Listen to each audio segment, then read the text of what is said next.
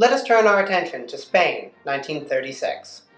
In 1936, Spain was still new to the family of global democracy, and it had only experienced a few years of liberal rule before conservative elements in Spain won popular elections and would maintain power and undo the progressive reforms of the Spanish Republic.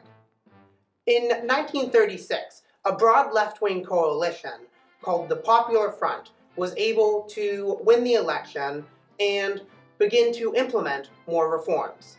This, however, upset radicals on the Spanish right, who would start a coup in 1936. This coup would grow into the Spanish Civil War. After the 1936 election, elements of the Spanish right wing and military rose up in rebellion against the new Spanish government. The Spanish government was supported by industrial workers in the north of Spain, in the center of Spain, and in Barcelona.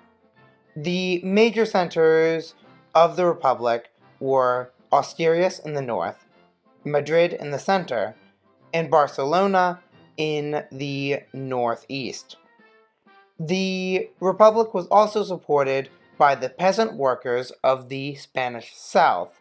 The industrial and agricultural supporters of the Spanish Republic were opposed by the small farmers and military interests of the Spanish rebels, who were mostly powerful in the north, but held important enclaves in the south.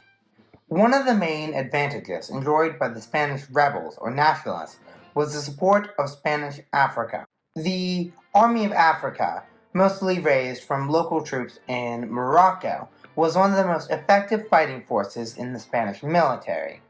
And the Spanish officers controlling the Army of Africa were some of the most capable officers in the Spanish military. Together they had fought in the Spanish Rift War, and had more experience and ability than any of the other troops in Spain. Additionally, the Spanish nationalists or rebels enjoyed the support of fascist Italy and Nazi Germany, who had helped transport Franco's Army of Africa from Morocco to mainland Spain.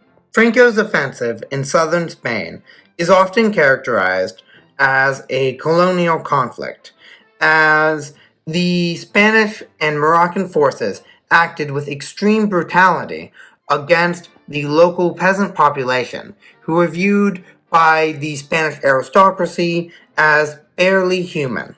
Franco's offensive was also viewed by many nationalists, as well as some foreign observers, as a crusade against communism and the injustices of the left, mostly referring to anti-clerical violence, which saw the murder of priests and nuns in the wake of the 1936 coup.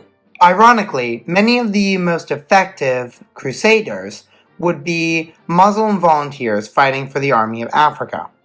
The Spanish military, led by colonial officers and colonial soldiers, viewed their actions against the Spanish Republic as a colonial war with the goal of spreading Christian and European civilization to a European Spain which had lost sight of these goals. They were opposed by a Republican Spain, which instead valued democracy, freedom, and equality. After securing the South, Franco attempted to seize the city of Madrid, the capital of Spain. However, he was prevented from taking Madrid, in part due to the arrival of the international brigades, or volunteers from around the world willing to fight for Republican Spain against the fascist foe. In response to the Spanish Civil War, the great powers agreed on non-intervention, in which Great Britain, France, and the Soviet Union agreed not to back Republican Spain, and Nazi Germany and Fascist Italy agreed not to support nationalist Spain. However, Nazi Germany and Italy blatantly disregarded this treaty and supported nationalist Spain, while Britain and France not just refused to support Republican Spain, but actively prevented it from receiving any international support. The only country that was willing to ignore this treaty to support Republican Spain was the Soviet Union. However, the Soviet Union proved more limited than Nazi Germany and Fascist Italy in its support. In 1937, after failing to take Madrid, Franco focused his attention north and eliminated the Republican positions in Asturias and the Basque Country. In 1938, the Nationalists launched the Aragon Offensive, which drove a wedge between Republican Barcelona and Madrid, effectively cutting the Spanish Republic in half.